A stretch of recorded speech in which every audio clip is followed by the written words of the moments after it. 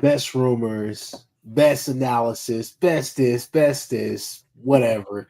Hey, look, Horns Down Podcast, Students 360, Hall of Fame College Football Podcast with Jason and the coach. Combined, this is what you get.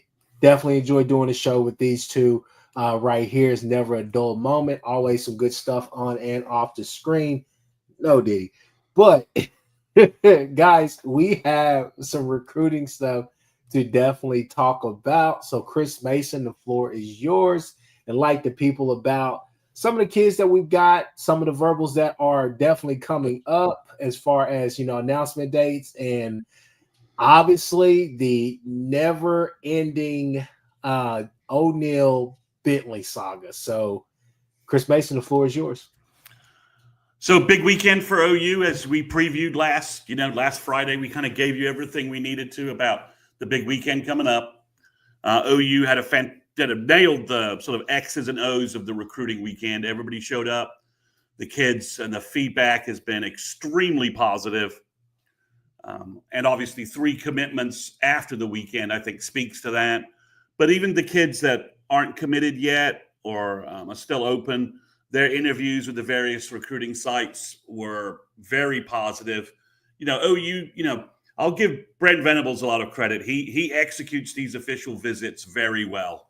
And in the past, Lincoln Riley and even Bob, to a certain degree, there were some spotty weekends and some spotty execution kind of going on. But Brent, obviously all the additional staff members, I think, helps.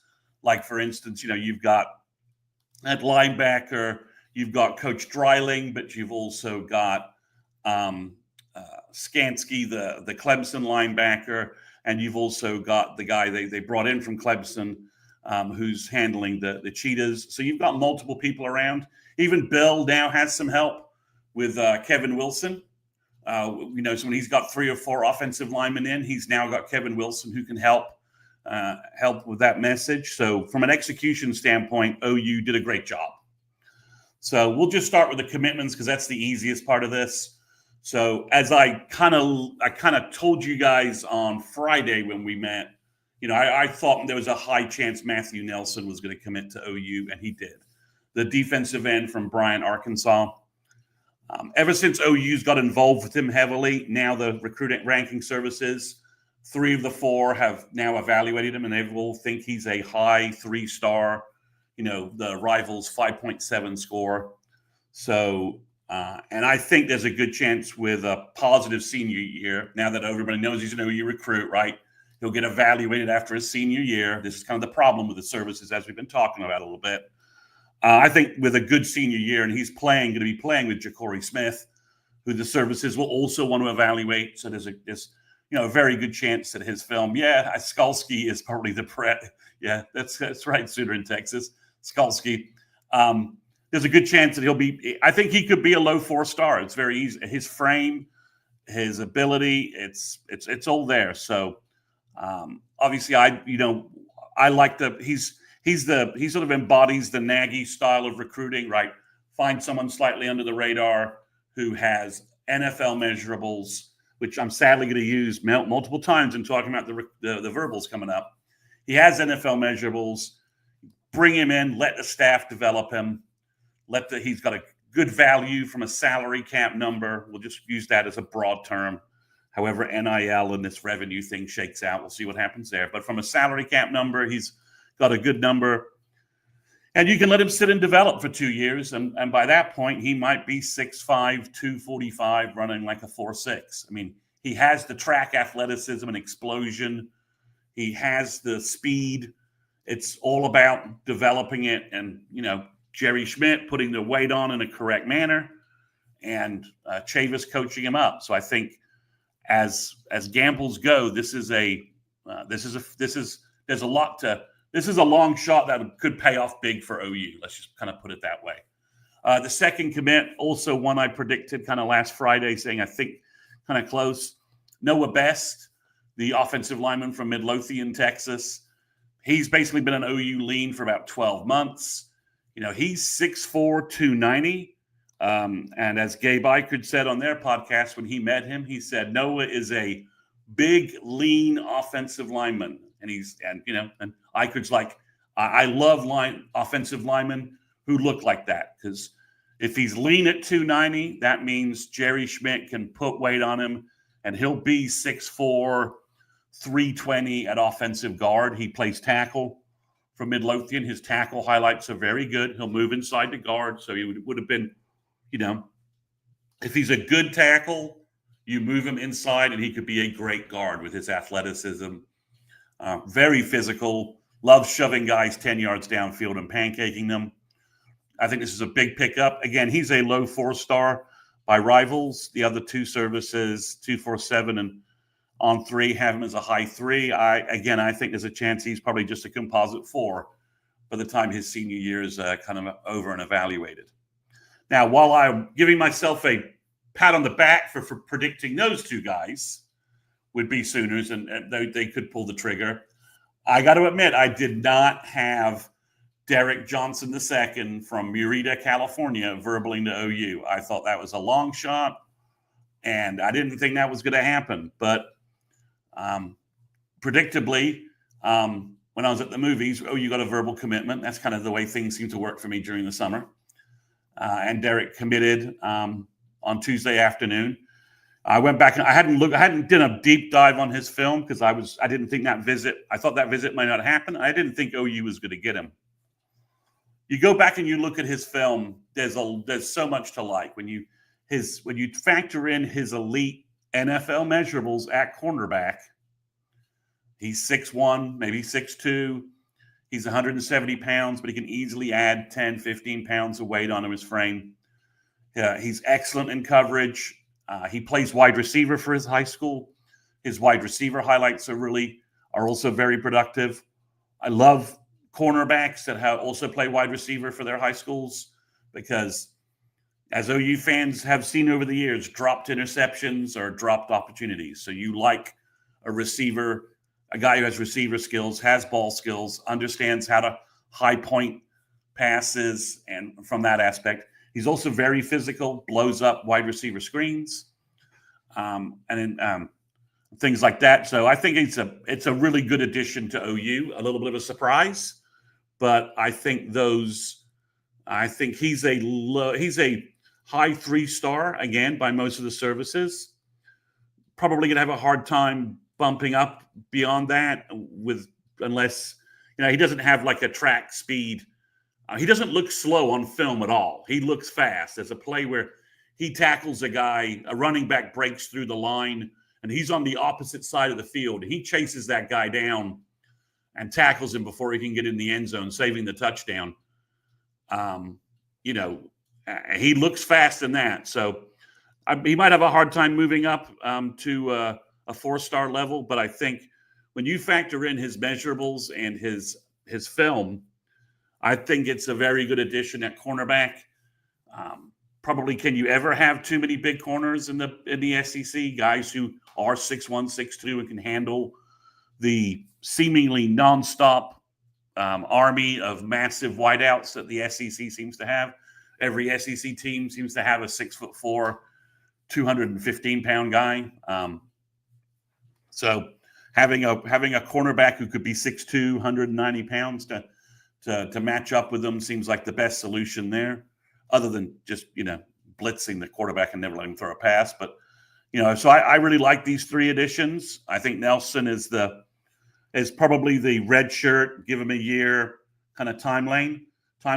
I think Best is probably enroll early, maybe red shirt, and then help.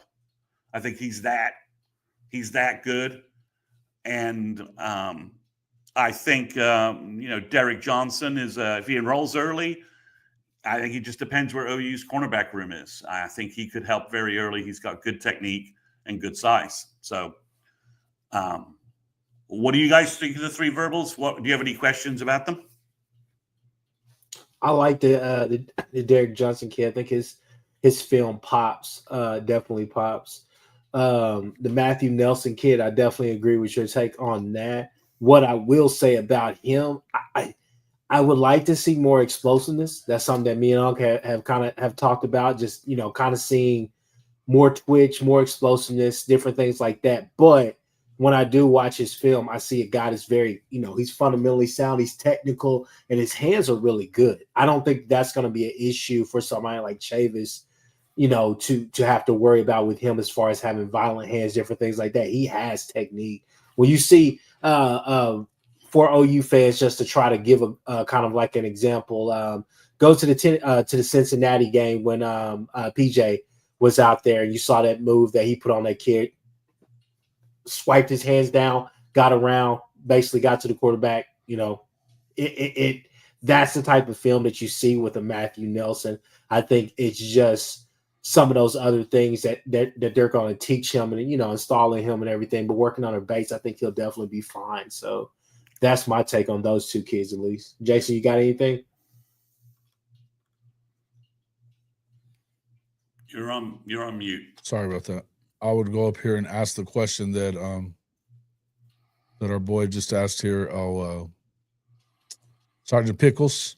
Yep. How does Venables not lock down a blue chip kid from Norman? Happy to have him in Seattle. Look crazy. Well, it's very simple. Jim Nagy, when he came in, he reevaluated OU's wide receiver I was fixing to say, but I wanted you to answer it. Yeah. Wide receiver board, and he decided that for his height, speed, weight he can put on combo, Jim Nagy doesn't think that Mason James can be successful in the SEC. I don't know that he's right, but we did watch last year smaller OU wide receivers in the SEC, and I've mentioned this before, get manhandled by bigger, more athletic cornerbacks, and the refs just don't call pass interference like they do in the Big 12. It's not as wide open from that regard. So from that standpoint, OU basically 8 weeks backed off Mason James. You notice he hasn't had an official visit scheduled for OU. Emmett Jones hasn't been doing in-homes with him. So OU moved off and went in other directions at wide receiver. And you look at the 3 wide receivers they brought in this weekend. Jaden Petit, 6'4", 205 pounds. Davion Gross is 6'3", 190 pounds. And even the speedster guy they brought in is 6'1", 180. And he has track elite speed. Mason James doesn't have elite track speed. At least that's the testing numbers that OU has on him. He's an excellent wide receiver, excellent prospect. I think he'll do very well at Washington. But OU's going another direction.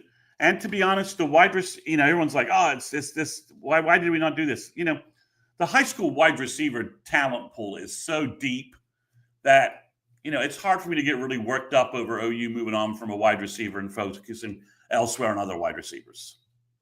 So, Mason James is 5'10", 175 pounds. The 3 guys I just said they brought in for a visit, their average is 6'2", 190. Simple math. Again, they're looking for measurables, looking for size, looking for things that fit the offense. Also, we did have an offensive coordinator change as well.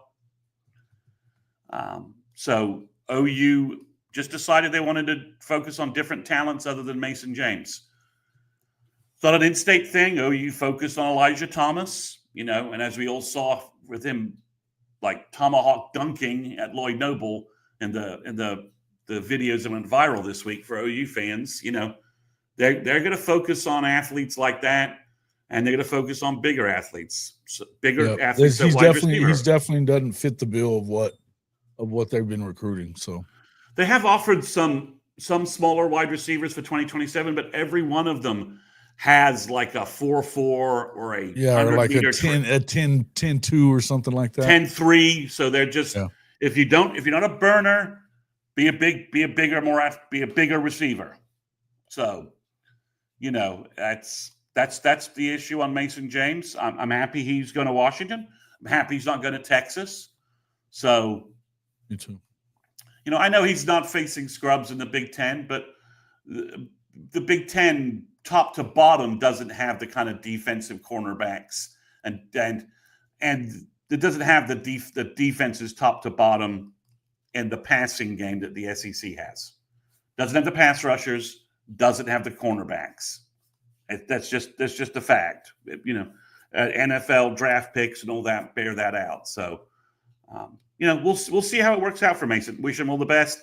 He's a great kid. I think he'll have a big senior year with Nash Henry throwing him the ball, his new quarterback at Norman North. But this is it's John Hoover posted on Twitter, OU loses, big recruiting loss, Mason James to Washington, and that's just clickbait. That's just not what happened. That's just not how this worked out. If you've been listening to this podcast, this isn't news at all. We've been talking about this for weeks. So, same thing with OU moving on from Caden Jones. They didn't think he was an elite 3-down back, and OSU ponied up the money to get him, and OU's like, okay, go ahead. So it's Nagy's being more selective about that. You can see that in the guys being brought in as again, Gabe Eichert said on their podcast when because he met all the guys. He's like, I don't know what Jim Nagy's doing, but they're the guys on the line and the guys on the defense and offensive lines. I like the big bodies he's bringing in. So, yeah, John Hoover is his bitterness with Bob continues in his coverage with OU. It's kind of funny.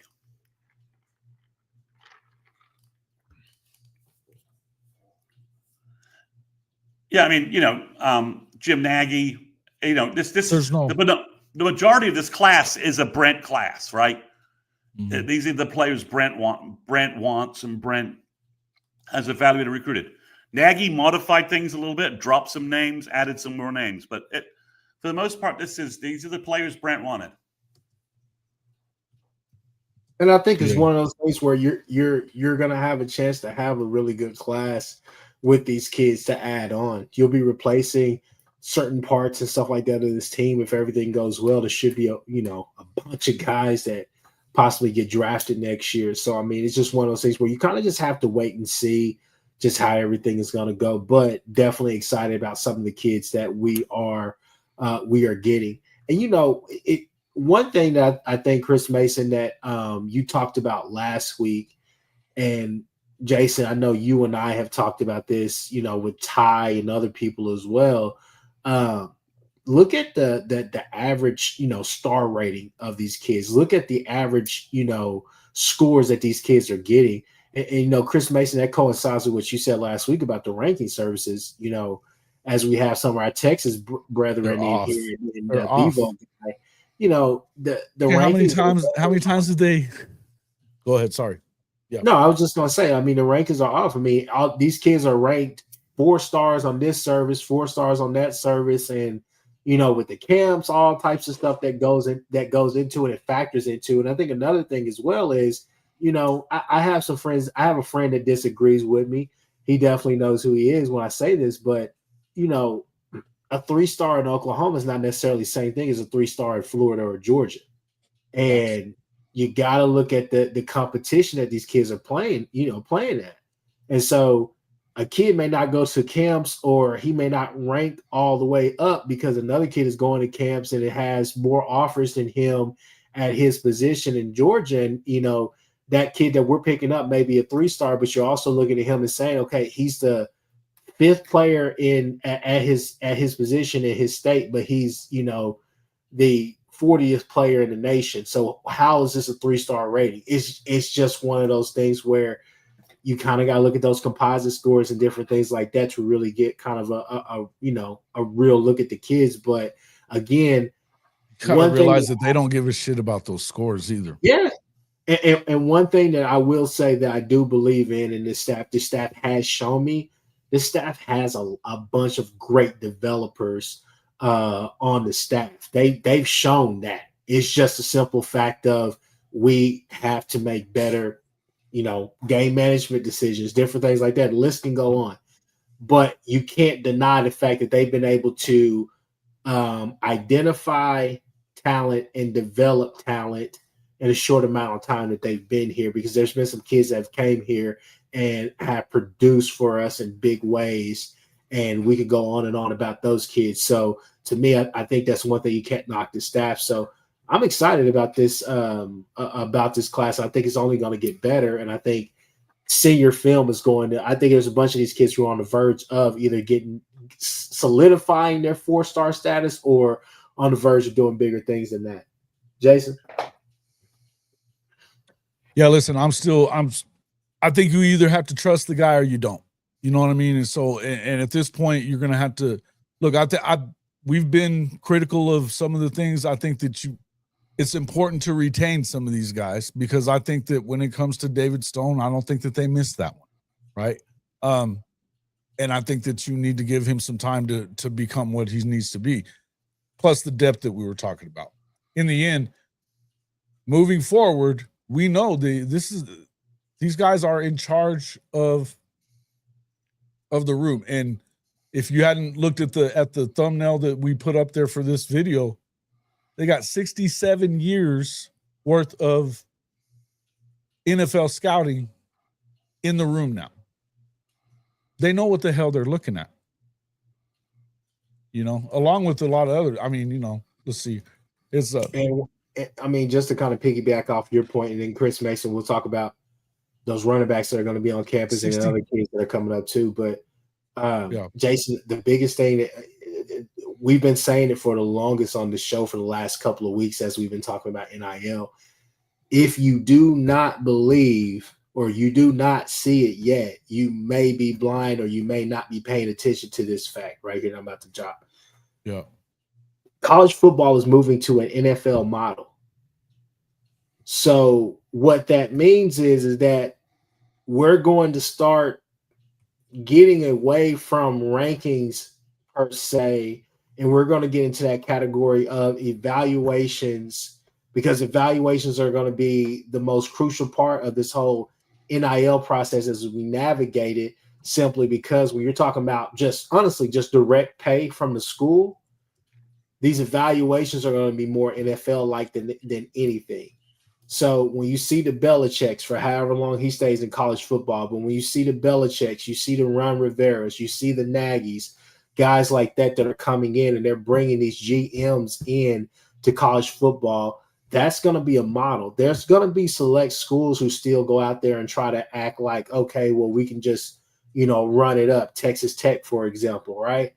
But when you really get to the heart of what's going on at the premier programs, the Blue Bloods and different things like that, going to an NFL model is going to give you a more realistic expectation of how that money is going to be used as far as the direct pay, not necessarily the NIL with NIL deals, outside funding or whatever, however we want to call it. But when you look at how these GMs and these different, personalities are coming into college football, it's going to be heavily influenced by the NFL game not NFL game, but the NFL, leadership or owners. So I think that's something that people need to start, realizing, because we're going to start getting away from stars. And that is not by any means saying that, yeah, you don't want to go get a kid that 5-star potential and all the rest of that. But I just think that that's a rude awakening for some people that people are not talking about enough. I think they're going to go after the guys that everybody knows are 5-star guys and 4-star guys and top 100 or whatever. But that's not the only thing they're looking at. They want to go and they're looking at a measurable. And let's just kind of piggyback on what you're saying. 60 college football years of scouting, 36 bowl games, 18 bowl wins, 67 years of NFL scouting, 9 Super Bowl appearances with 5 wins. They know what they're doing when it comes to evaluating talent. This Oklahoma staff knows what it's doing when it comes to making getting the most out of your talent. Development. Look, and in the end, I would tell you that it's not going to take long that some of these recruiting services are going to start doing what they've already done with certain coaches, to where I did that. I'm telling you, I did that video. It's been 2 years now after the 24 class. Yeah. It's not taking a huge risk. It's not taking a huge risk, Sooner Cowboy. It is not, because You know that these guys know what the hell they're doing. And how is it taking a huge risk? Think about talking about the defensive lineman that we got a week ago. Are you going to tell me that guy doesn't deserve to be way higher up than where he was at on that 3-star? You got to be shitting me. Watch his film. Just watch his film. And he comes from the speed state. What are we talking about? There's guys that slip through the cracks. And what I was just saying was the video that I did 2 years ago, look at how many people they didn't have rated right at all. Jaden Jackson, one of them. I'm way down the list. Eli Bowen, low 3-star. He wasn't in the top 500. Both of them All-Americans. Yeah, Powers was in the top 100, but Boganowski wasn't. You know what I mean? We can sit here and do this all day. We can do this all day, but in the end, they know what they're. And you know what? It's a risk. If you can say it was. Okay, yeah, all the big schools wanted him. So you're just proving that point, Benji. Exactly. You just proved that point. Thank you very much. Thank you, Mr. Texas fan. We appreciate it. So yeah, you just look at Matthew Nelson, like unranked completely, right? And then OU offers him, brings him on campus, and then the services look at their film and say, oh, yeah, he's pretty good. He's like a top 400, top 500. He's more day one ready than, I wouldn't say he's necessarily better, but he's more day one ready than Stone was. So, yeah, it's how it works. So, OU took a recruiting hit. They lost Tavion Branch to Rutgers. I don't know if that was just simply a money thing or a distance thing. I liked him a lot. I talked him up. I'm not going to deny that wasn't a blow. I thought he was heading to OU. Everybody else thought he was heading to OU. And then the morning of, all of a sudden, he switched location. So I don't know if it's distance. That's the question I was going to ask you, though. Is that not obviously, though, he came to Oklahoma, he got a certain offer, he goes back there, they go over the top at Rutgers. Clearly, Nagy didn't think he was worth that number. Because you're going to say, you think he's going to choose Rutgers over Oklahoma otherwise? I don't. No, but maybe the money, and then, okay, it's closer to home. That kicks in too. It kicks in every once in a while, right? Sometimes distance matters. Sometimes it doesn't. It's hard to tell. It is a big distance difference. So, they lost Tavion Branch. I thought they had a good chance at him. Maybe they roll back to him this fall. Always a chance you can do that. It's just a verbal commitment to Rutgers. Rutgers picks up good kids in the summer and loses good kids in the fall. That's sort of what happens to them as people realize that Greg Schiano does a good job evaluating and does a good job with, does a good job scouting kids in the Northeast. That's what he's got to do at New Jersey. He's got to get kids from Pennsylvania to fill out his roster. So that was a blow. So, but Chris, there are 3 players who've announced dates who I think OU currently leads on. Doesn't mean they're gonna sign them, but there are 3 guys that have dates coming up where I think OU leads coming out of the weekend. First one is Deacon Schmidt is announcing on June 28th. He's the 6'5", 320-pound offensive tackle from Colorado. He might be taller than 6'5". He looks huge in the photos from him from this weekend. He's a very large kid. He's a perfect right tackle. So that would be a nice addition there. Then Danny Odom, the other cornerback from Florida, the one everyone thought was about to commit to OU, he's canceled some visits and is getting ready to announce on June 23rd. Looks like OU's leading, and that would be 2. He's a 6'2", 180-pound cornerback as well. He's a top 100 player on Rivals. He's from Florida.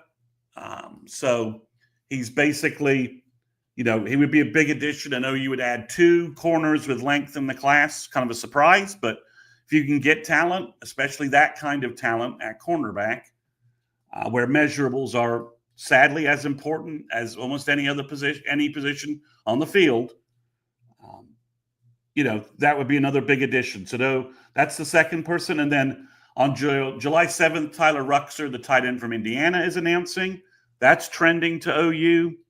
I think there's a good chance that we possibly, by that date time frame, We may hear announcements from commitment dates from Braxton Lindsey, the linebacker from Arkansas, and Dallas Dickerson, the wide receiver from Georgia. I think he wants to go on around July 4th. But as it stands right now, coming out of the weekend, I think OU leads for all 5 of those players. So that would be 5 more commitments.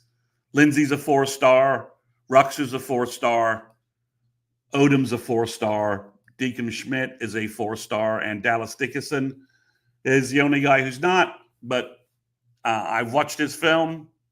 It is pretty damn good. And the guy runs a 10.3, 100 meters. So take that for what it's worth. So I think that's where things stand. So that would put OU, that could get OU up to 15 commitments, depending upon how this quarterback situation resolves itself one way or the other.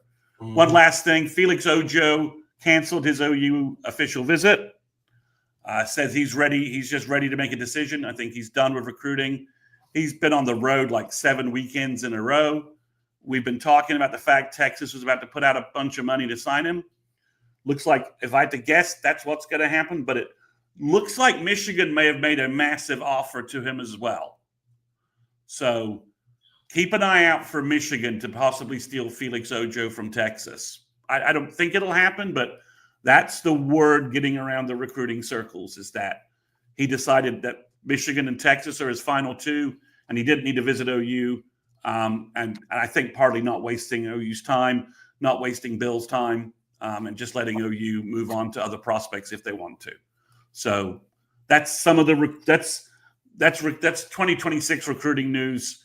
That's most up to date. The 2 running backs, DeZephon Walker will be on campus this weekend, and then Ryan Estrada I think will be on campus midweek. He's coming in for a visit after the weekend. So that's your 2 running backs. Walker's kind of the bigger power back at 6 foot 205, 5'11", 205, 210. And Estrada is the speed guy at around 5'11", about 185, I think. That's what a couple of services have him listed at. He's from El Paso. Michigan and Alabama want Ryan Estrada. He's a 4-star. DeZephon Walker. OU's fighting Missouri, Nebraska, a couple other teams. He's also a 4-star. So I don't know if this is a 2 running back situation or first guy to commit gets the spot. But both of those guys, we could hear news on Walker this weekend. He's a big Adrian Peterson fan. That never bodes poorly for OU when you're recruiting running backs. Seems to have really clicked with DeMarco Murray. I know there are varied opinions on DeMarco, and obviously the last 2 years of the running game has allowed those to bubble up, and the data's there. But DeMarco can recruit. He knows how to land kids. That is not his problem. Is there any scenario where we take both, or we just remain patient, just for the hope of maybe we circle back to Hatton at some point? Well, I could see you taking one and then circling back to Hatton this fall.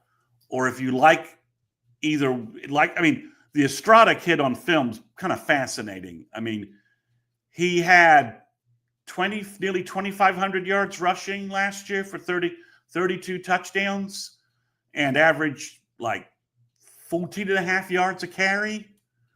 His highlight reel, the first 12 plays are touchdown runs of over 70 yards.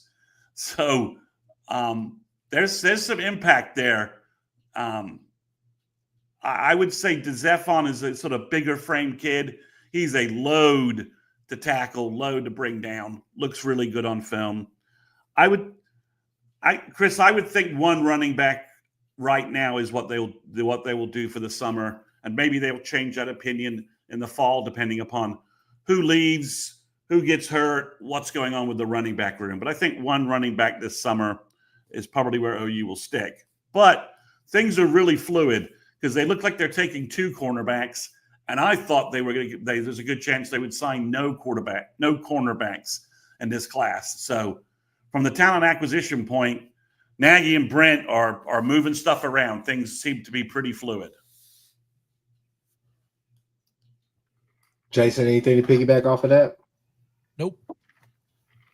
I'm All good on right. it. I'm just in here going back and forth with some of these silly He's having some fun in chat. So a couple other notes. I didn't mention this we mentioned this a little bit about Derek Johnson. His younger brother, Darius Johnson, is a top 100 big cornerback for 2027, 4-star top 100 guy out of California.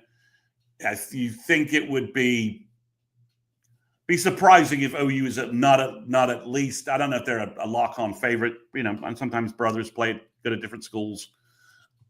But I think that would obviously set OU up in a good position for him. And I talked about this a little bit last week, but Trenton Blaylock was at OU camp today, I believe. I'm trying to get some confirmation of that. But what I do know is OU offered Trenton Blaylock today.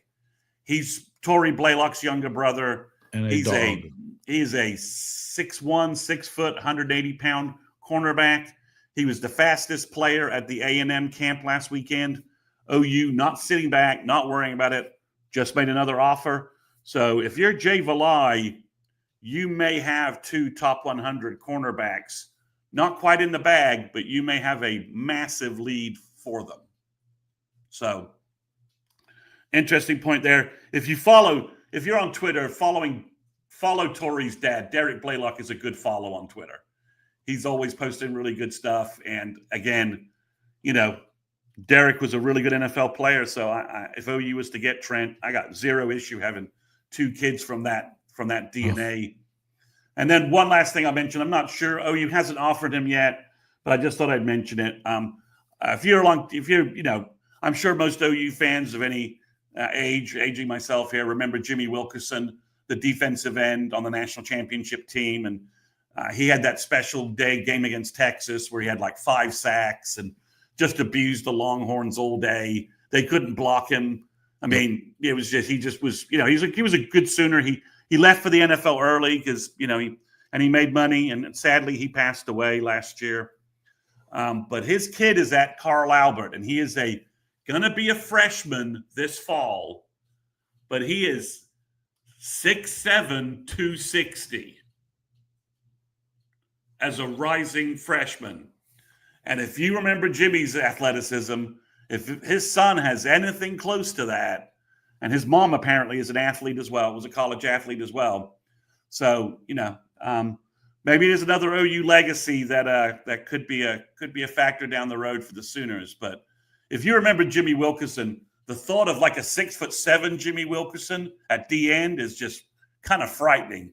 I mean, he'd have been a 1st-round pick if he was like 6'7" with his ability. He was like 6'3", 250. But if he was like 6'7", 260 with his athleticism, and we're talking, like ridiculous elite kind of measurables.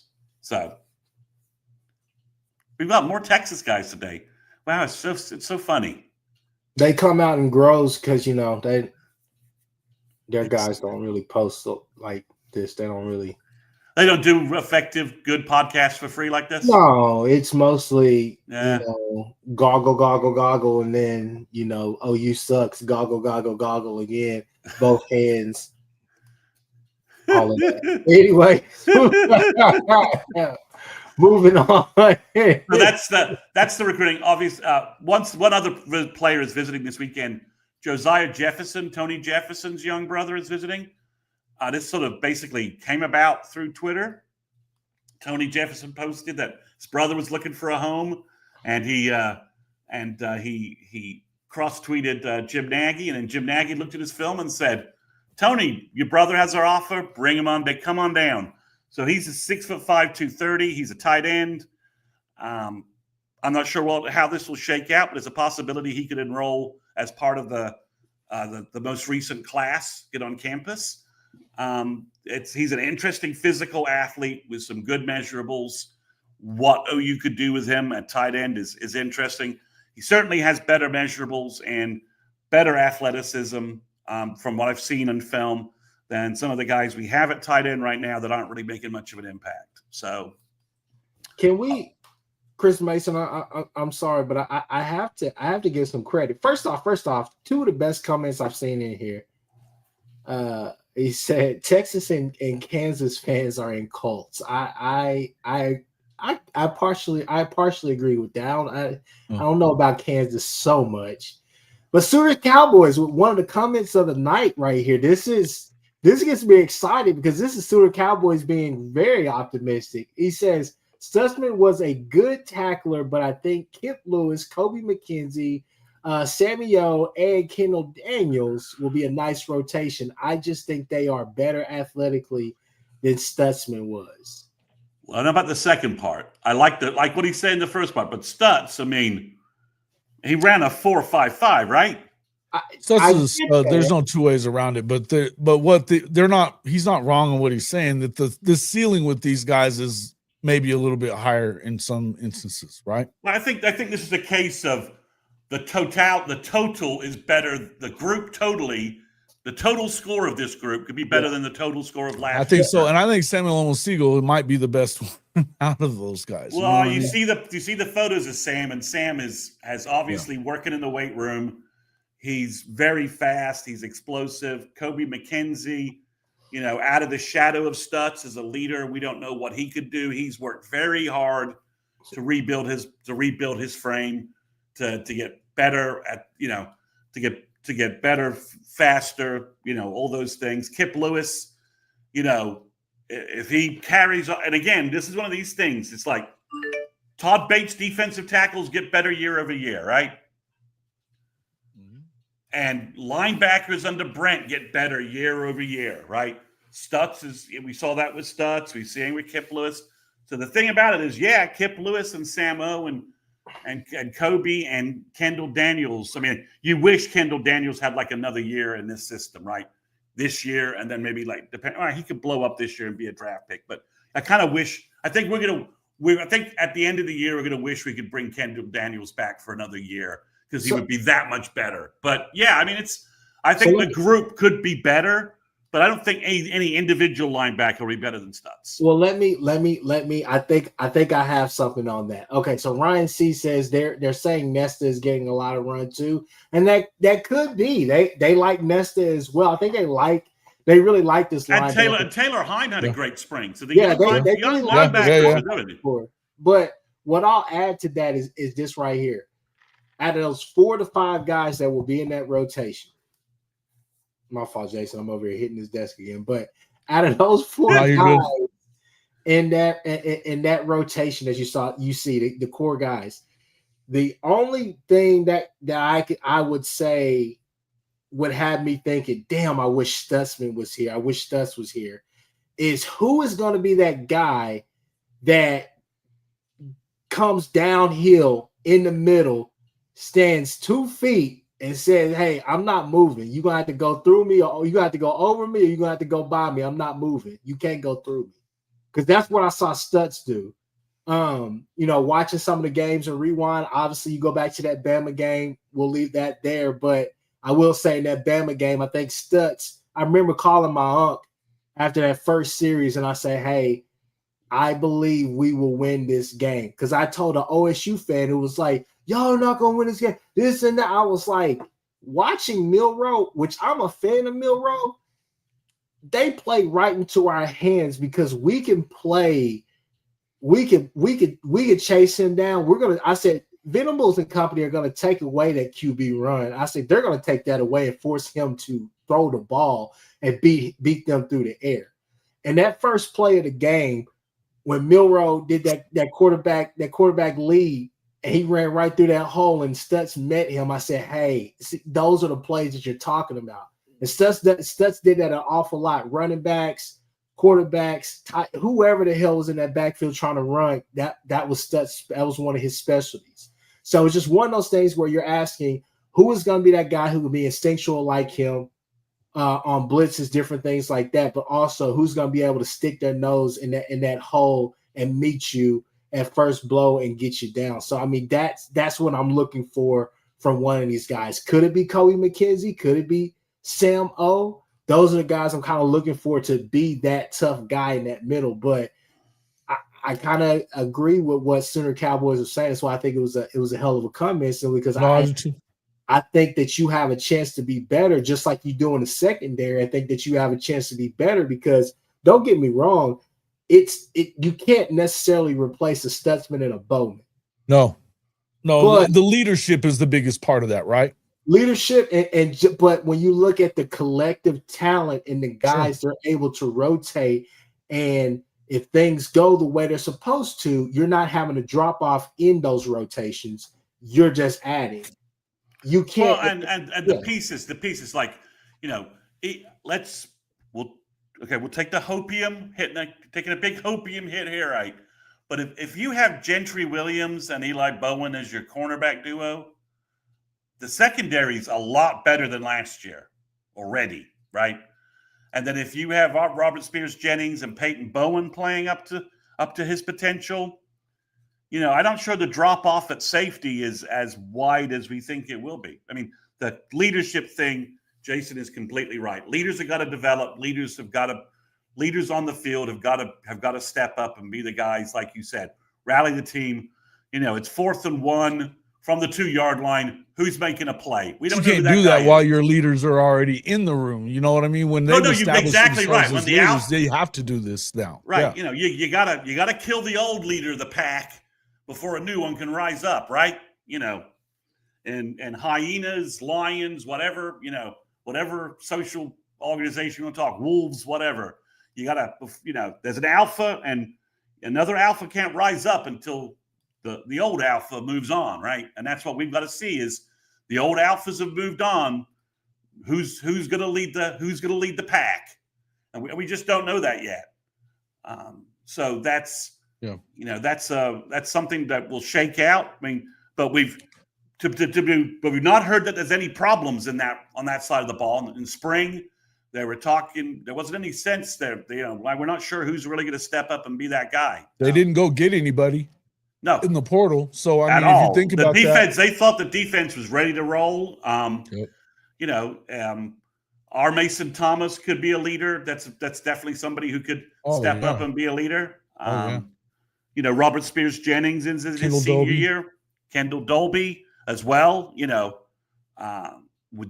So I think it's a good question. It's an interesting point, but again, you lose 2 good pieces, but it just seems like the totality of what OU's bringing back on defense is better. And I think, and as much as I love Ethan as much as the next guy, even though we gave him shit for a while, but the talent at the defensive end position is on another level. Yeah, than where it's been. The potential there it's a 10. Yeah. Ethan at his best, and he played his best for OU. We got the Chavis and Ethan got every ounce of talent out of that body. And on the Golding's field. Got it right. He's talking about like Woody Washington. By his last few years, the younger talent had gone well past him. Yeah, so we'll see that. We'll see what happens. But yeah, we're not even necessarily talking about. We don't even have to talk about Marvin Jones Jr. But Marvin Jones Jr. If you look at that guy, in order for him to play, he's going to have the motor up for sure, because there's other dudes in the room that'll be just fine if he doesn't. And his coach is not going to let him. I mean, if he's not high, no. Chavis will be. That's and I've been saying that about everybody. All these people that, we're going to sit here and badmouth. We're worried about Peyton Bowen. He was hurt. The dude was hurt all last year. And you had Billy Bowman and Robert Spears-Jennings doing their thing, plus Boganowski and Powers getting their time in there as well. I mean, shit was happening. I don't know what we're worried about there. Hardy too. Can't forget. Yeah, Hardy as well. There's a lot of dudes back there. So the thing is that like, yeah, he's gonna have to go. He's got. I mean, again, to use a bad analogy here, he's gonna have to go kill some gazelles for the pride, or he ain't gonna be in the pride. That's correct. And so that's the truth for lots of folks. You're gonna have to be out there killing gazelles, or you're not gonna be in the pride any longer. You're not going to be. Now, by that, you're not going to start, because there are younger lions behind you who are looking to go out and kill some gazelles, for lack of a better term. What I would tell you though is that Marvin Jones Jr. is a freaking freak athlete, a freak athlete. And that's the fun part, I think. There are some definite bright spots of this BV era, things that we hadn't seen. Obviously, look, the time with Lincoln and stuff like that, the winning, the core of his wins and stuff like that, those were fun. But it was also fun seeing, the defense get a little bit nasty with like Isaiah, Thomas and all the rest of those guys, Perrion Winfrey and those guys, and Nick Benito, can't forget him. Still wasn't good enough. Oh, Nick was great. It wasn't necessarily good enough or whatnot, but it's fun. It's fun to get back to that time where you can rotate guys in and see production and see guys get busy, especially on the defensive line, seeing those rotations at DN, D tackle, different things like that, and you feel confident with those guys. Yeah, like think about guys like Danny Okoye, and come on, bro. If Marvin doesn't step up and become Godzilla, somebody else will. And one of the things I'll say as well, and I think this is kind of a underrated thing about, like I said, this BV era, is that each season you've seen multiple positions where they've had guys that may have came up just a little bit late, but they've popped, right? Corner, these past couple of years, CJ Colden out of nowhere became one of our staples, right? Then all of a sudden Eli Bowen gets thrown in there, and that freshman All-American, right? You see last year, R. Mason Thomas really has kind of just a renaissance. I wouldn't even say a resurgence. It took till year 3, just like what we're waiting to see with PJ, right? That's a renaissance. You saw Kit Lewis, linebacker, different thing. I mean, it's guys pop out, and you're like, okay, yes, we see the stars, we see this, all the rest of that stuff. Kip's a different dude, man. Kip is a different dude. It's just one of those things, man. We got, like we said, got to wait and see. But I like that comment. So with that, let's keep on. Let's keep on moving. Let's see. Let's share. Let's move to our next topic, and let's go to where are we at? Oh, sorry, fellas. Let me pull this up. There we go. There we go. Blow it up a little bit. See if we can make this a little bit bigger. Just for the times. Oh, there's a couple that I guess they're still flexing the games. They are. They don't have them all. It says early on South Carolina and Ole Miss games. Are you kidding? Well, that's what we can talk about. So, hey man, I'd much rather be playing at South Carolina in the morning time than at night. Well, that's the thing. So, Auburn is still flex, so we don't know when that is, and that makes sense because I think that could be a primetime game depending upon what Auburn does and what OU does. If OU beats Michigan, I think that Auburn game is a primetime game. And then we got South Carolina, as you said, it's 11 a.m. or noon. If you can avoid a night game in South Carolina, that's good. I'm a little bit, Jason and Chris, I'm a little surprised though that our game with Ole Miss at home didn't get like a prime time, a flex slot where we could be in prime time. I don't think they're expecting very much from them. Is why. Do we think Ole Miss is going to take a big step back? They don't have any defense left. Okay. They lost I agree with you. That defense pretty much. And then, pretty much. They had a couple of guys back, but you're right. They lost a lot. A lot of it, pretty much. The biggest part of it. And then they lost basically they're all new receivers coming in. I think they're going to be good, but I don't. Here's the thing. I don't know that I think that they were that damn good last year. Okay. OU could have. OU without if Sexton doesn't go down, do they win that game? They definitely take it to the fourth quarter, I think.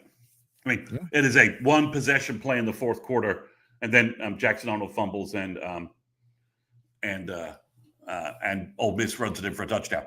But right. But yeah, I think it's interesting. if you're South Carolina, this OU game is probably one of the games on your schedule that you're looking at, and you were hoping perhaps it would be a night game, right, to give you a little more momentum Yeah, boost. I was definitely hoping it was going to be. So for that atmosphere, to get that win instead, because they lost, that LSU game they lost last year was a noon kickoff. They had a couple, other than the plastering of the Sooners in Norman, they were a little dodgy earlier when the games were earlier. But for Ole Miss, I think that's a little bit of a surprise. That's an 11 a.m. or noon kickoff. I just thought maybe that would be a primetime game. But I mentioned this to a buddy, and he said that weekend's a little stacked with other SEC matchups. So that's probably more a result of the stacked weekend than it is. And then there's anything about OU and Ole Miss. Do you think the Auburn game's going to end up being a night game? I think it's maybe a 5:30 game. I don't. Or maybe a 2:30. You know what? Maybe a 2:30. I think it'll be a 2:30 kickoff simply because I think those first 4 weeks are stacked with some damn good football games. So I think it's one of those things where give me a second. Let me look. What's Auburn's schedule leading up to us? That's the question. Well, they have that. They have a Baylor. No, they play Baylor, don't they? Do I have that right? I think they play Baylor game 1. Mm-hmm. They do. And it's on Friday night. It's on a Friday. Yeah, they play on Friday night get at Baylor, South Alabama at home. Then they go to Texas A&M. Then they play Ball State at home, and then they come to us, and they have Georgia right after that. They have a hell of a schedule to start. If they drop that Baylor game, A&M kicks them in the teeth. They could be Hugh Freeze could be like dead man walking into Norman as early as 9:20. Either that or Georgia at the least. And I wouldn't count. And if they lose to Baylor, then I mean honestly, I would not be surprised if South Alabama had made it really funny for a little while until they went ahead and put the clamps on them. But I think I can see that game being a 2:30 game. I don't see it being a night game. I think the hope is to also obviously be If Auburn's gonna have to be undefeated for us to get that in prime time, is what you think? Yeah, for sure. OU and Auburn will both have to be undefeated. Even if OU can take care of Michigan, that's not going to be enough. And be 3-0, that's not going to be enough to get that game in the prime time. Yeah. Okay. Mm-hmm. Yeah, I mean, I think that's about right. That's about right anyway. Yeah. So I don't know how many people I know there's a lot. They're like a quote sexy pick to be kind of good. I don't know how many people that watched Jackson Arnold last year can really think that. They kind of ride in the whole, Arnold was a victim of the circumstances in Norman, which from an external viewpoint, I can buy that narrative. I don't necessarily disagree with all that. I'm just saying that he look, when you've seen the quarterbacks that you've seen at Oklahoma, you know the difference. I'm not gonna lie to you guys. The other day, and this is gonna sound so crazy, but I was playing EA 25. I was like, I said, shit, it is hard throwing to Britton Thompson. I'm sorry. Yeah. I was like, there's no separation created out there. It's just speed. And I said, maybe I was wrong. Maybe Jackson deserved a second chance. But no, in all honesty, man, he's gonna have weapons at his disposal with Coleman and then that kid that they got from I believe Georgia Tech. Hopefully, I'm right about that. Kevin. Yeah, Singleton, right? I think that's a bad dude, bro. Yeah, bad so dude. those two are gonna give fits, and they had some other good wide receivers as well. And for the early part of that game, until it just did not work anymore, they were successful throwing down the sideline and also just throwing those quick curls and hitch routes as well with like Peyton Thorne. So I thought that for what it was worth, I thought Hugh Freeze was doing a great job. It was just one of those things where, at some point, like we always say, your best players, especially your quarterback, he's going to have to go out there and win you a couple of games. And same could be said for Mateer. Looking at this schedule with some of these games, Bama, LSU, even Ole Miss, South Carolina. South Carolina will be interesting this year because I don't think we're going to go out there and turn the ball over 3 consecutive times and put them in plus yardage situations. South Carolina is going to crash back to earth this year too. I can agree with that. It's just one of those things where for a lot of teams, Texas, OU, Ty Simpson with Bama, you're going to have to go out. There's going to be a couple of games out there where you have to go win games. Georgia with Gunnar Stockton. Your guys are going to have to go out there and kind of will you to a victory. It's not necessarily going to be given to you. So it's just one of those things with Jackson, like, how good is he still gun shy, or has Hugh Freeze fixed that? Is Hugh Freeze able to run his offense effectively? Well, still gun shy? And Hugh Freeze is not a fixer of quarterbacks. No, that's not who he is. So I'll be honest. If they drop that Baylor game and A&M kicks their teeth in, we won't see Jackson Arnold. We'll see Deuce McKnight because Freeze will have to try and. I think it is going to. I don't think there's a doubt. I think if they lose, he won't make it to week 4. No way. I don't think he's going to anyway. I think he's going to have a mysterious injury. I think he could lose the job in August if he keeps throwing picks. Like, a lot of Auburn people were like, he threw a lot of interceptions in spring. You were like, does he throw this many picks? And we're like, yeah, he does. He does. And fumbles a lot too. He fumbles too. So when you run him, be careful because that could also come back and hurt you. So we'll see. I mean, Jason's right, though. I mean, the back half of OU's schedule, the question marks are what does Bama look like? What does Ole Miss look like? I think Missouri's not going to be very good. And then, the final game, what does LSU look like? They think they fixed their defense. I know someone who doesn't like a lot of the players they picked up is like, I don't think that's a big addition. I don't think that's a big addition. So we'll see what their defense looks like. I know their offense is going to be pretty good, but we by the time we play them, we could be stacked defensively. Like, okay, you got us last year because our secondary, we were having a hard time finding another cornerback, and you got us, and you got us because we didn't have an offense, so our defense was on the field too long, making too many plays, trying to make big plays everywhere. You got us last year, but this is a different deal in Norman now that we actually have an offense, and we can our defense doesn't have to worry about, doesn't have to be so stressed about shutting out Nussmeier and those guys. So, there was the SEC podcast guys who are doing an interesting job. I mean, they're SEC, big SEC homers, but their podcast is entertaining. They were saying that, the best case scenario for OU, which they think mapped out, they're like, OU goes 10-2 and beats LSU in Norman, and I was like, wow, okay, all right, that's not any. I think that it will. I think the 9-3, 10-2 could come down to that game. Yeah, and and again, I mean, we still don't understand how Nussmeier was able to come back after R. Mason Thomas. What do you mean? He got a shot. Well, yeah. But how he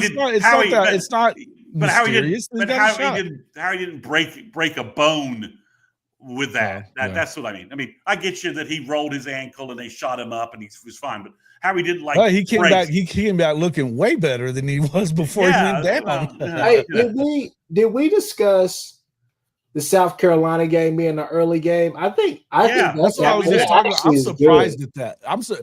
That tells me that I think that the SEC and possibly ESPN, they may not think as much about South Carolina as a lot of other people do, because I don't think anything about them. Wait a minute. I think they're going to be shitty. Isn't that that's like LSU out? That's like LSU Bama week, isn't it? Or is that who plays that week? Somebody has to be playing. I'm checking the schedule here. All right, so it's SEC.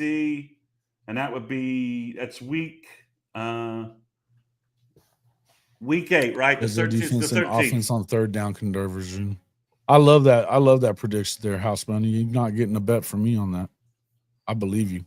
Okay, so the lineup. Maybe it'll have something to do with it. So the lineup where OU is kicking as a noon kickoff, basically, it's noon Eastern or noon Central, basically. So it's Tennessee, Alabama that week. It's Ole Miss, Georgia, and then the third game, I guess, then the other big game I would say is Oklahoma, South Carolina.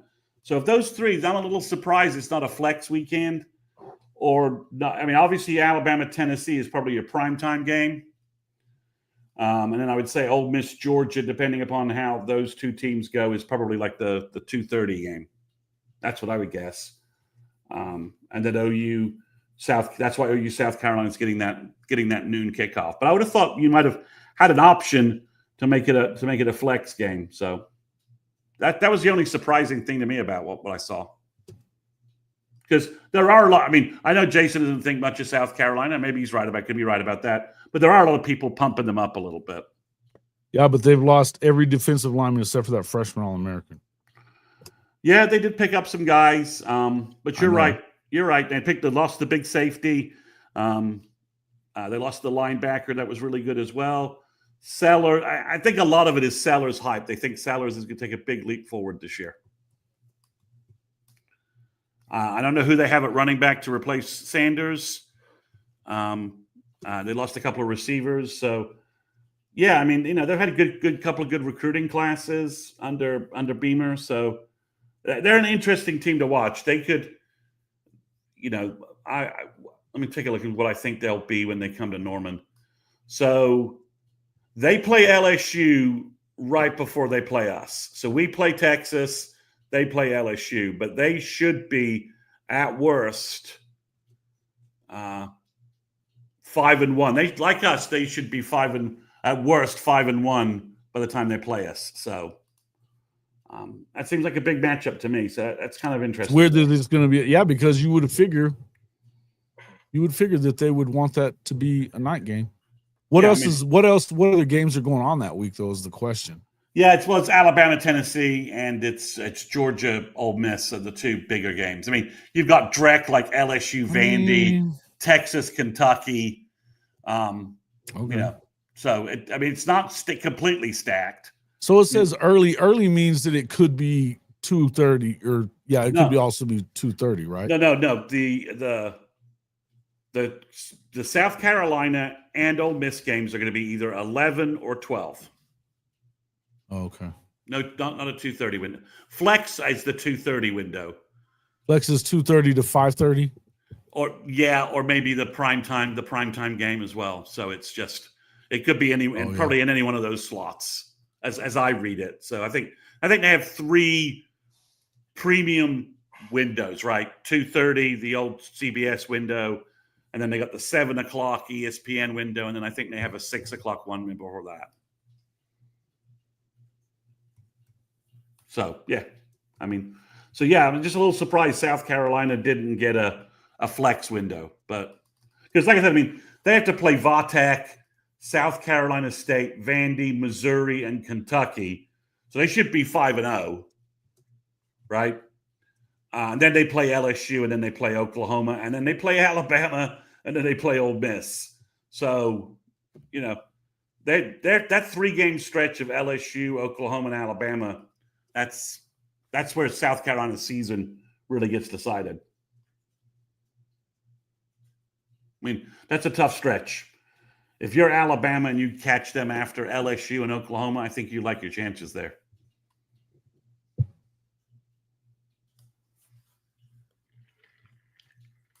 Texas fans acting like Arch was so good last year that he didn't, when he couldn't beat out a 7th rounder. The seventh rounder was playing like ass. And he was playing like ass, and he still couldn't beat out the 7th rounder. It's one thing if Ewers was had a fantastic season, and then the NFL was just like, well, we don't like you, which happens all the time, right? Ewers was playing like crap. I saw people or Texas fans dropping some gospel on people on Twitter talking about Arch, saying that, you know, you guys say he's never played against SEC teams, and then they drop film of him, you know, doing his thing against Mississippi State. Woo! With that,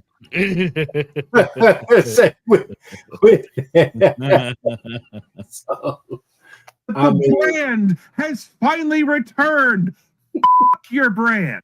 I'm just saying. Again, he could okay, have a so good year. Des, if you're going to say this, look, I just want to. Stark was never going to start him over Quinn, no matter what happened. So, and y'all feel so good about this football team when you had a better chance of winning a natty. With, you got a favorable ass schedule, favorable ass playoff schedule. Wow. And you didn't go all in. I mean, on the 1 yard line, you don't even put Arch in. I mean, let's be clear. Nick Saban benched Hurts and put in Tua to win a national championship. Sark's not going to do the same thing. Give me a break.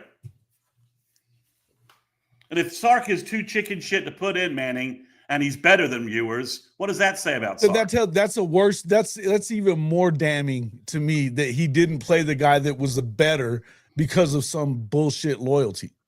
Yeah, I mean, come on. I mean, last year was set up to win a title. I don't know that you really beat Ohio State. Ohio State really, could have blown him out. But yeah, Travion Henderson was the one who screwed up the blowout. Screwed the blow up out. I mean, but whatever. So, but yeah. So let's get back to the front office that Jeff Ketchum says it's nice, but it's nice, but it's his quote is, I'm paraphrasing him. Well, I like the hire, and it's really good, but what does it say about OU that they're spending all this money on an analysis? On a scouting department instead of just buying the best players like Texas does. My joking point was he sounds like one of those idiot Nokia executives when the iPhone came out and who said, well, it's an interesting product, but it's not going to affect our business any. He's a tool. I mean, the thing is that, you often when you feel like you're on top, you often overlook what's actually happening right in front of you, because it really wasn't until Gary Patterson came and fixed things, that PK was able to take it to another level. And it seems to be the thing for him. Obviously, had success last year, but you got to go back to it. Still, a lot of people say Jimmy Lake was the reason. Some people say GP was the reason as well. So, anywho, Jason, give me your thoughts about the front office staff, man. You talked about it earlier. You say over 60 plus years of experience. What makes you happy, confident, excited? Any of those emotions about this front office staff? Well, as I said earlier, I think that there's been, at least it's been a little bit bumpy coming in. It's a new thing, so I understand that part. But I think I hope that they're gonna. I'm glad that it's filled out now as a full staff, because the retention part is the part that concerns me, right? I think that you need they know what they're doing with these, especially these defensive guys. Don't mess with that. You know what I mean? You don't really have to do much with that. I think that the staff is 67 years of NFL experience, 60 plus years of college experience.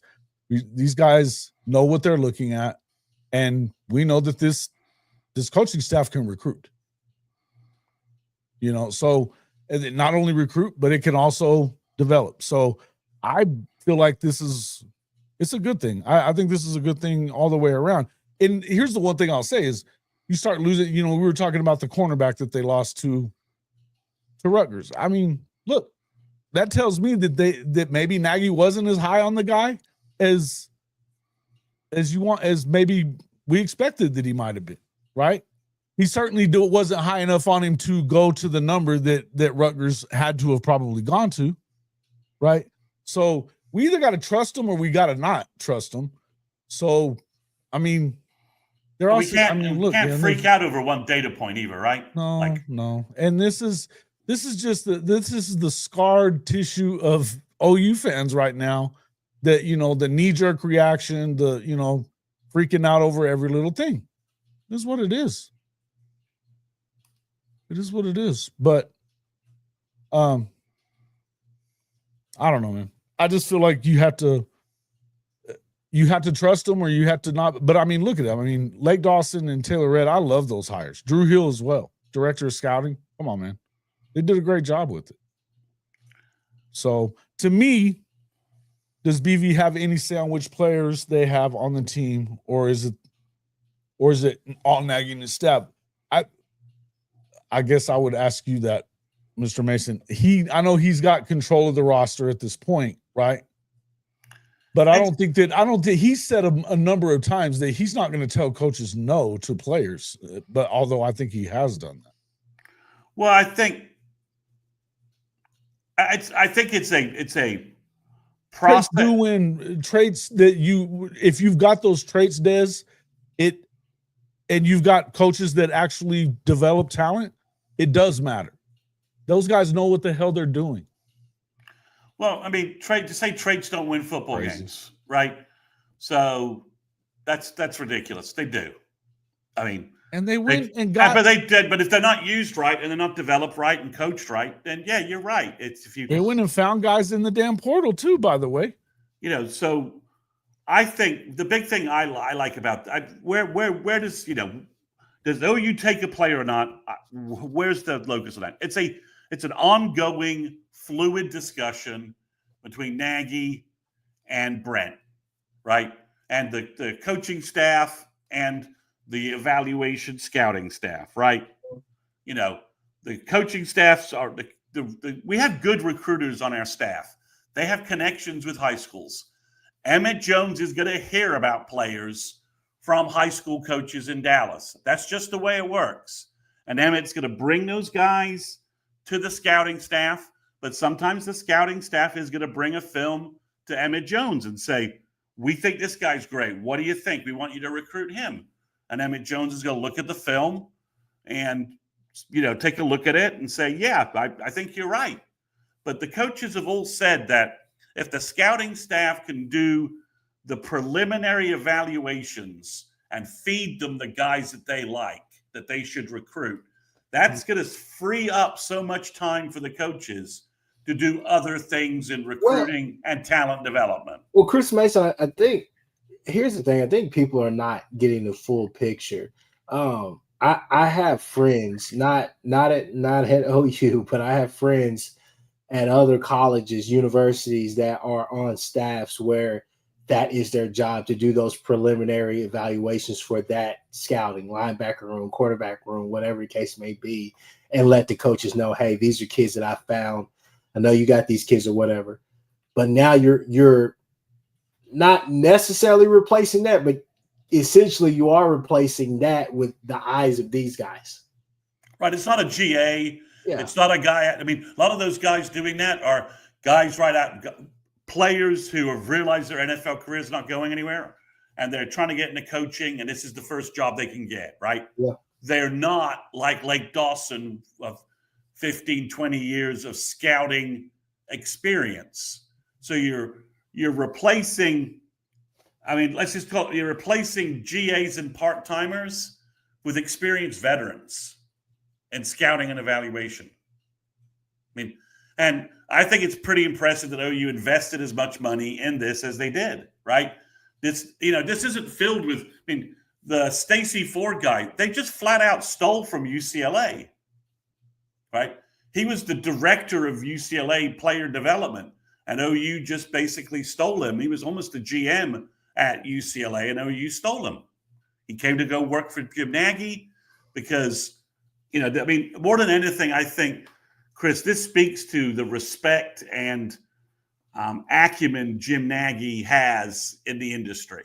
That folks like Lake Dawson's like, well, I'll come work for Jim Nagy. That's a win. That's a win, right? I respect his ability so much that being part of his organization, that's a win for me. Yep. So it's when you look at it, it's a veteran organization. We now have more experience looking at things, and again, it'll work with the staff.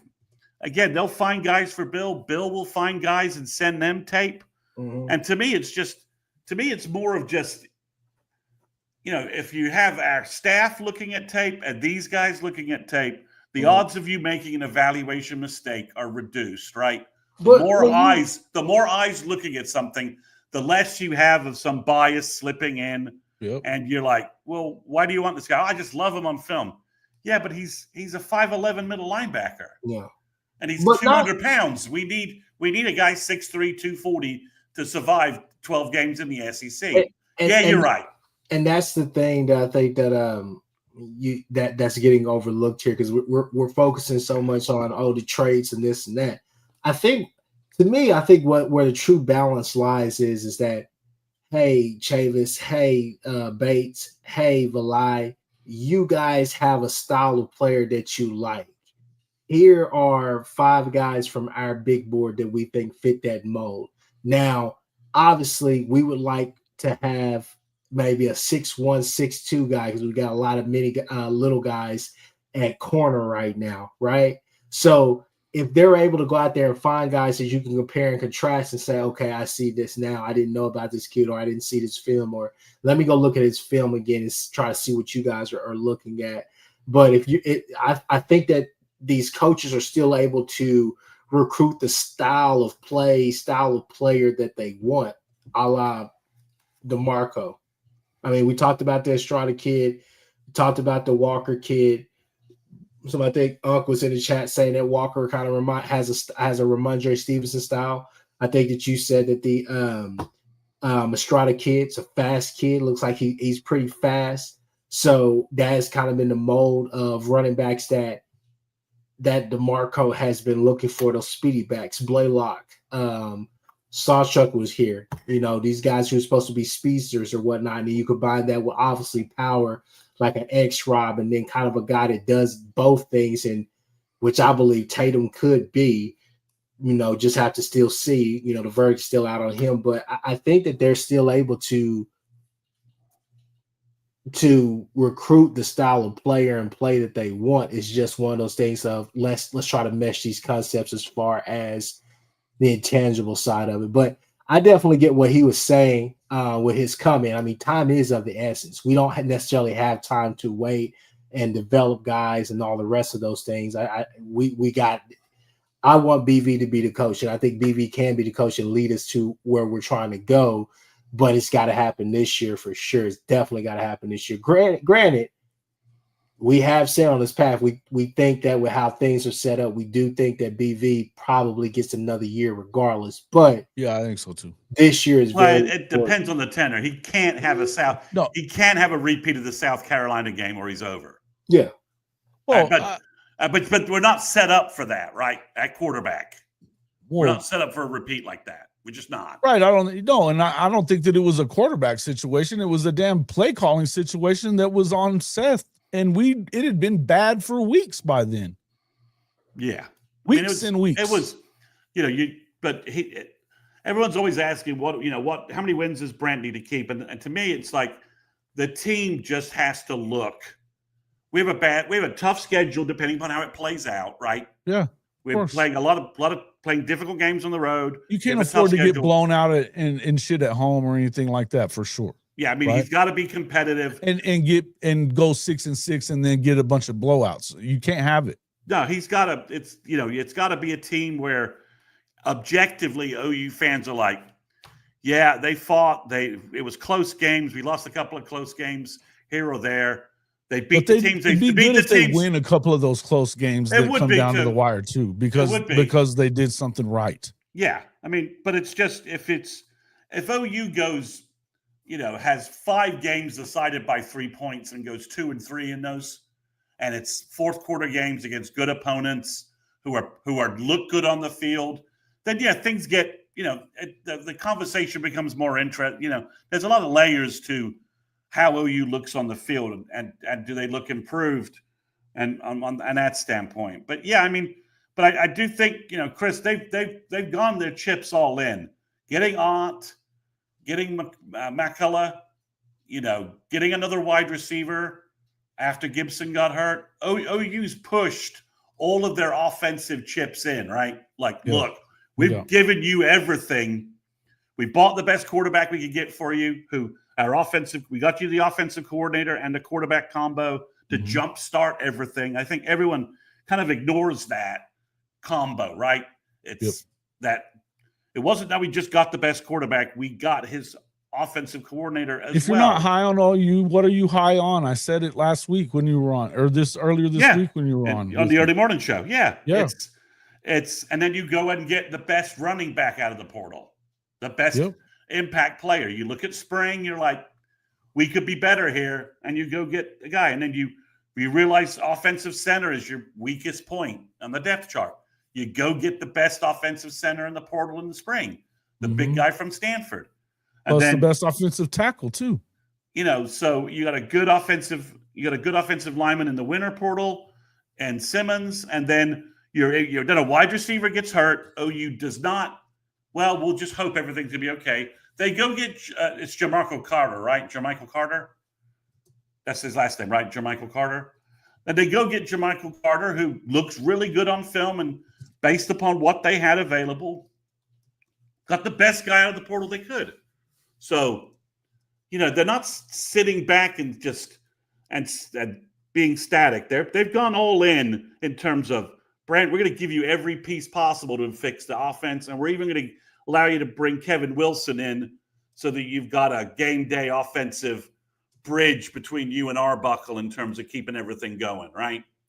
So they've pushed it all in, call the defense, and we've done everything we can to make the offense better. So, it doesn't have to be Baker Mayfield and Kyler putting up 50 goddamn points every game, right? If OU averages, that's the thing is everybody's acting like they have to go out there and score 50 every fucking week. No one. There's not an SEC. There's not a SEC team we're going to play that could put up 49 points on our offense unless we're just special team mistakes, fumbling, and interceptions, and doing all kinds of stupid shit like that. Nobody has the firepower to do that. And listen, they're not just going to fire him at the expense of this roster that they've invested so much money in, and the coaching staff that they've invested so much money in. If they go out there and go 7-5, and they've got a bunch of tight games, like what Mr. Mason just said, Sooner Cowboys, this is to think that you're going to help yourself by firing the guy. It won't, because how many guys are walking right out the door in that you got 2 good years of a defense and we're going to go ahead and pull the plug on that? And then do what? Yeah, I mean, again, just it makes no sense. It makes no sense. It's a product. And let's be honest, guys. If you think the defense is good this year, and you think the team's good this year, 2026, with a potential like Foji, Fasusi, offensive line, all the, Elijah Thomas, all the running backs, and all the other stuff that they have, that the 26 team could be loaded on both sides of the ball in both trenches. That is not a factual statement, Sooner Cowboys. Is not a fact. We just don't know yet. It's just not a factual statement. You don't even know how the season goes at 7-5. They could have 3 of those losses could be by a couple of points. That's not a factual statement. Yeah, it is just your opinion. That's the point. Yeah, I mean, again, what does the 7-5 look like? Who are we playing? I mean, they're not just going to pay the man $35 million to walk and watch you lose that entire and 25 million for the assistants when you get up to it. So you've got to just wait and see how it all plays out. It's not just a hard number. 7-5 gets him fired. 8-4 he gets to stay. It's not that mechanic. It's just not that simple. There's much with our schedule. there's much more nuance to it, right? If you have injuries at key positions, that's a factor too, right? They're not excuse, but they can play a role. So let's just see how it plays out. But rolling into the Red River Rivalry game, you have a chance to do three things within leading up to Texas and after Texas. Mm-hmm. You have a chance with Michigan to make a statement. Yep. Make a light statement, because still you go out there and do your thing against Michigan. People are going to say still first year quarterback. I don't know though. They're talking about Bryce Underwood like he walks on water. Yeah, generational. We throw that word around a lot, as Nick would say, transcendent. But you have a chance to make a statement. Then you have a chance to make another statement 2 weeks later or a couple of weeks later against Auburn. Then you have a chance against Texas to go out there and send a message to the nation. That's right. So to be honest, Auburn, we have 2 midterms to take. We have a first half of the midterm, and we have a second half of the midterm, and then we get that first real test, in my opinion. So it's one of those things where, like Des Garnett in here, I think he's fair. Texas guy, I think he's fair with some of the stuff that he's saying. Oh yeah, as far as the defense that he likes, offense I have to see, and I get it. We can make all the excuses, but I think there are real excuses out there as far as just all the things that we were battling. I mean, a lot of people don't realize the internal struggles that were going on as far as who the hell is playing, why are these people playing, offensive coordinator not necessarily honestly taking the time to try to develop his young quarterback or trying to make a game plan like you saw in the latter half of the season last year for Jackson. No QB coach. You could talk about that, but I mean, when we really get to the nitty gritty, your top 5 receivers are pretty much injured the entire way. And your best wide receiver becomes, Hester by default. Then, after that, it's probably Jacob Jordan, who I think is going to have a really good year, who could potentially have a good year. He can stick himself into that rotation and be a staple. But after that, it was Barrett Sharp.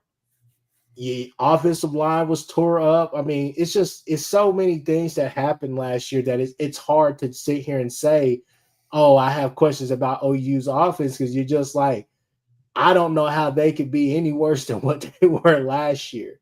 But when you go and watch this Arbuckle offense, you think it's very Lincoln Riley-esque, but there's 2 differences.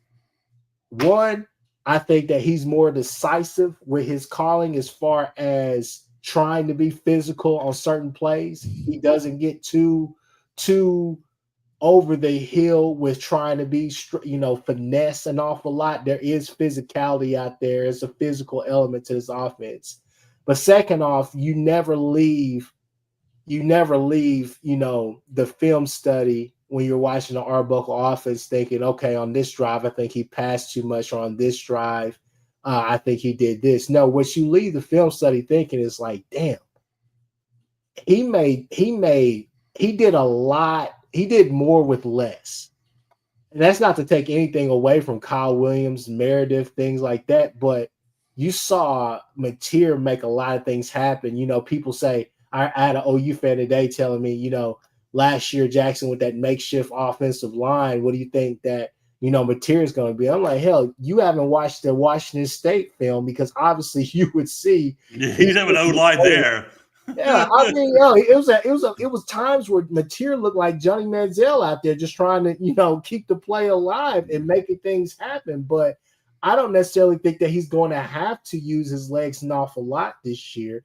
I think you're going to be fine. But if you put on the film and you don't just stare at Mateer, but you actually look at what's going on, it's a very friendly offense that has very physical and a lot of physicality going on out there, especially the trenches. And you see an offensive, play caller that truly adapts to the game. And to me, that's something that we haven't had in a while. Granted, Levy had some really good offenses, but still the ability to adapt to what's going on in the game. That has been something that's been lacking. So it's just one of those things where I think the sky could be the limit for this OU team. Obviously, they have to go prove it. There are some hurdles that we have to jump over on and off the field, especially off the field. You know, making sure we stay injury free and all the rest of that. But this could be added 2 new pieces already to that training staff too. In that medical team, which is something that we've been talking a lot about. And to be honest with you, Joe C and company, they're going all in with or without BV as the coach for the next few. I mean, that's what it is. OU is setting up the building blocks to try to do something special here in Norman within the next few years. And you see it happening, and whether BV is a coach or not, you can't deny what's going on in Norman right now. So Little Coop says, you know, the defensive talent he'll play against is on another level again than the Pac-12. So let's just repeat this because I said it last week. But so the Arkansas quarterback, is it Green? Is that right? Yeah, Taylor Green. And Pavia, their SEC stats are the same stats and QB that in New metrics. Mexico State and Boise State? Yeah. They're the same stats they had at New Mexico and Boise. They're performing at the exact same level. They didn't drop off some cliff. So, you know, why is it that we think that Arch is going to just come in and be God though? Exactly. So where's the confirmation bias going on here? Come on, bro. Come on. Everyone says, but you know, Mateer's going to drop off. Well, you know, if he only has like 4,000 yards of offense and only, what do you have, like 50 TDs last year? I think 44. So he only has 34 TDs again. If he has 4,000 yards of total offense and 34 TDs for OU, if you told me you told me Mateer had those stats, I would tell you OU is at worst 8-4. Right? John Mateer has 4,000 yards of total offense, 34 touchdowns. I would say they're going to the playoff. OU's around 8-4, maybe better, based upon if how he's got 3,500 and 35 touchdowns, they're going to the playoff. They're winning 10 games if he does that. Right. So with this defense, come on. Yeah. So I mean, but everyone's all like, "Oh, his stats are going to plummet." I'm like, it's not even factual. And the thing was, but it's not in reality. Pavia and Green didn't. None of it is steeped in reality. It's all bullshit. And Pavia and Green are playing for fucking Arkansas and Vandy. I mean, I know we've dropped off a little bit, but we have a lot more talent on our roster on offense than either of those teams. I mean, honestly, if you're going to sit there and tell me that you know for sure that the guy that had 44 touchdowns last year is not going to be anywhere close to that good, but you know for sure that the guy that couldn't beat out the 7th round draft pick is going to be, you're going to have to make it make sense. You're going to have to make it make sense. Yeah, just wait, let Arch play 4 games and then get back to us. That's all. I think Arch is going to be really good. But I don't think that that's the only thing that has to be really good. I think a lot of things have to go their way. A lot of things have to go their way. I mean, there's a strong chance they roll into Dallas with 2 losses. I mean, would it surprise you if look, and Oklahoma gets they get a week to really prep while they're on the road at the Swamp against one of the other better teams in the SEC. At least roster-wise. And hype-wise, I mean, everyone thinks DJ Lagway is going to dominate. It's not even that. That defensive line they're going to face in that game is going to be a monster, too, with their new offensive line. Yeah, and it's not like Texas is a road killer either, right? I mean, you didn't leave in the Big 12. You never left the state of Texas, barely. And they didn't leave the state of Texas there last year. I don't think they did. And last year, Texas's road schedule was quiche. It was badly seasoned. They went to Vandy. They went to Vandy and like Kentucky, I think. Mississippi State, I think. Yeah, I mean, their only big road game was in College Station inside the state of Texas. That's it. Another Texas game. Yeah, right up the road. Right up the road. Right down the road. With the dog lovers. So again, at Nashville, big deal. Ooh, in a stadium that's like being half rebuilt, they have 30,000 fans in there. Yeah, I mean it's. David Keith Williams. I got a suggestion for you. Answer the questions that I asked you back whenever you made a comment. I asked you a question. You haven't answered. All right. So David, I saw your comment. So you said that you don't think OU's recruiting well enough in 2026. It was bad. Yeah. Okay. So essentially, Jaden Jackson and David Stone are going to be your starting defensive tackles in 2026. PJ could come back. Taylor Wine, Danny Okoye. Did you watch the basketball montage this week? They have to come back. The guy in the black shirt doing the tomahawk dunks is CJ Nixon, and he looks unreal. And then at linebacker, everyone seems to forget Kip Lewis, Sam O, and Kobe can come back next year if they want to. And OU's going to have 3 other young linebackers who've now been in the system for 3 years. James Nestor was a top 250 recruit. Marcus James is the other guy dunking the ball all over the place in that highlight reel. And he's 6'4", 235, and everyone says he looks unreal. So that's another year for him to develop. And then the secondary could be Gentry Williams and Eli Bowen again, and Peyton Bowen and Boganowski. I just ran through a defense that could easily be a top 20 defense again. And then on offense, you're either bringing back John Mateer or you're going to have third-year Michael Hawkins at quarterback. Running backs, it could be the year Tory Blaylock and Tatum blow up, just 2 top 100 talents at running back. You can have an offensive line that's Howland, Fasusi, Makala, EPL, and Foji. Nigel. And you've got Nigel Smith to add to the mix. Yep. It's they're not going to be hurting for talent. There's not. So that's David Hicks is completely. There is no David Hicks is not at Oklahoma. First off, but if you're talking about Stoney, yes. If you don't, you think that he was just leaving that all that stuff was because he wasn't dedicated to this program? Did you pay attention to any of that stuff? He just dominated spring. He'd worked all spring to be the best player possible. David Stone, I'm not worried about David Stone on the field. That's irrelevant. He's going to be what he is, and he's trending to be. Who cares about 26 though? Is right. I'll give you that on that one. I don't understand why we're talking about 26 yet. When we need to talk about right now. If they make a run at the playoff, even if they come up short of the playoff, you think all these guys are splitting? Because I don't see it. I'm a recruiting guy. I can talk about 2027 if I want to.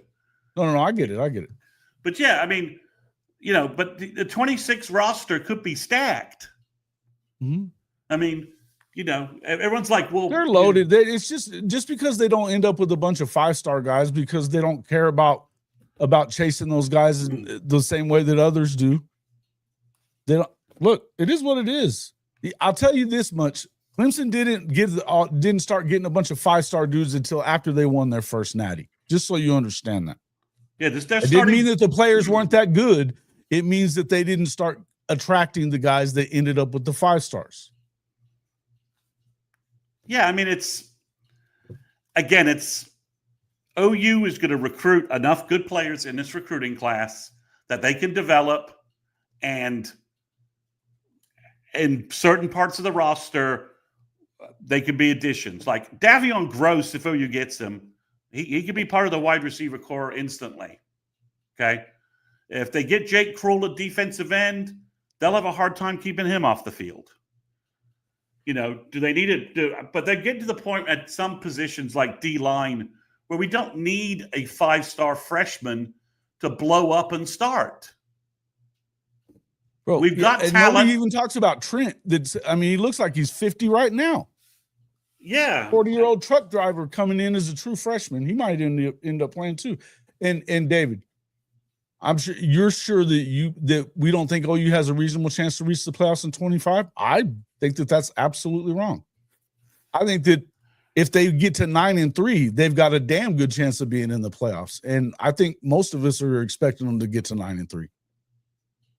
Yeah, I mean, who thought Arizona Clemson State was not an gonna- anomaly. You know what? It was that they got the guys, and then they got credit for that they knew what they were doing. Benji, God damn, it's like talking to walls around here, bro. No, It's like talking to walls. it definitely is. It definitely is. I'm You out, know, man. I gotta get anyways though.